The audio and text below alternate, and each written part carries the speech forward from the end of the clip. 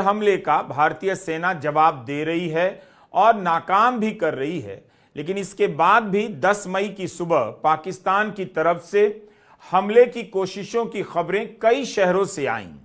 पाकिस्तान की तरफ से किए जा रहे हमलों के बीच सुबह सुबह यह भी खबर आई है कि भारत की सेना ने ये तस्वीरें जारी करते हुए बताया है कि इन जगहों से भारत पर आतंकी हमले की ट्रेनिंग दी जा रही थी।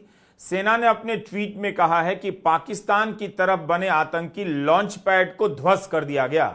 यह जानकारी सेना की तरफ से ही दी गई कि नियंत्रण रेखा के पास पाकिस्तानी इलाके में आतंकी लॉन्च पैड को नष्ट किया गया है। इसी के साथ यह भी जानकारी मीडिया में चल रही है कि भारत ने मुंबई हमले में शामिल आतंकवादी अबू जुंदाल को मार गिराया है।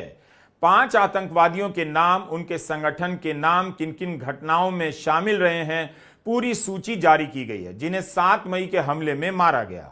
9 और 10 मई की आधिकारिक सूचनाओं को मिलाकर देखिए तो यही नजर आता है कि पाकिस्तान जमीन से लेकर आसमान के रास्ते हमले की व्यापक तैयारी पहले ही कर चुका होगा। भारतीय सेना ने जवाब तो दिया, लेकिन 3-3 दर्जन शहरों को टारगेट करना बता रहा है कि पाकिस्तान का इरादा क्या रहा होगा। भारत के नागरिक ठिकानों को, सैन्य ठिकानों को टारगेट करने से आगे युद्ध का ही नजर आता है।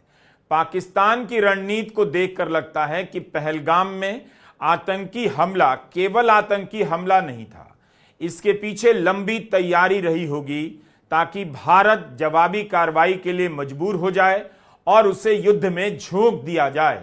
भारत को यह भी चाल पाकिस्तान की समझने की जरूरत है। हम इस वीडियो में 10 मई की प्रेस कॉन्फ्रेंस में जो भी आधिकारिक सूचनाएं दी गईं उसकी तो बात करेंगे ही। एक एक सूचना को ध्यान से सुनिए। इस समय की खबरों को मार दिया, घुस गया, उड़ा दिया टाइप से उछल कूद कर बताने वाले एंकरों से मत सुनिए। सूचनाओं को सुनना समझना भी ऐसे वक्त में जिम्मेदारी का काम होता है। कुल मिलाकर यही स्थिति नजर आ रही है कि आशंकाएं बड़ी होती जा रही हैं। नियंत्रण रेखा पर पाकिस्तान ने ड्रोन घुसपैठ और भारी तोपखाना गोलाबारी के कई प्रयास किए। कुपवाड़ा, बारामूला, पुंछ, राजौरी और अखनूर सेक्टर्स में तोप, मोर्टार एवं हल्के हथियारों से भीषण गोलाबारी जारी रही। भारतीय सेना ने प्रभावी व तुलनात्मक प्रत्युत्तर देते हुए पाक सेना को काफी क्षति पहुंचाई। पाकिस्तान सेना के अग्रिम क्षेत्रों में सैनिकों की डिप्लॉयमेंट बढ़ती दिख रही है, जो स्थिति को और भड़काने की मंशा दर्शाती है। भारतीय सशस्त्र बल पूर्ण परिचालन तत्परता की स्थिति में है। अभी तक सभी शत्रुतापूर्ण कार्रवाइयों का प्रभावी ढंग से सामना कर उपयुक्त जवाब दिया गया है।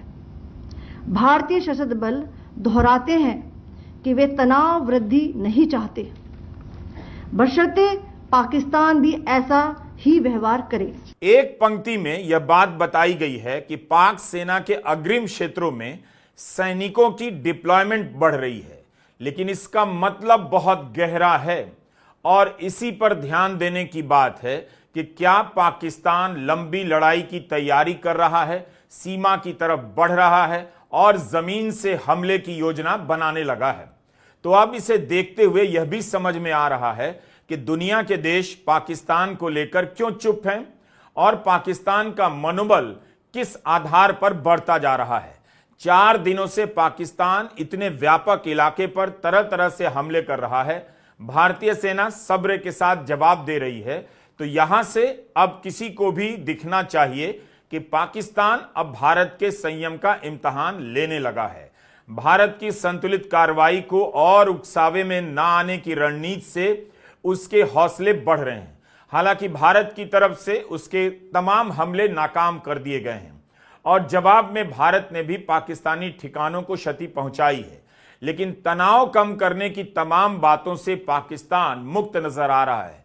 यह दिख रहा है कि दुनिया के देशों की तरफ से पाकिस्तान पर तनाव कम करने का दबाव ठीक से नहीं डाला जा रहा, और अगर डाला जा रहा है तो उसका कोई असर नजर नहीं आ रहा।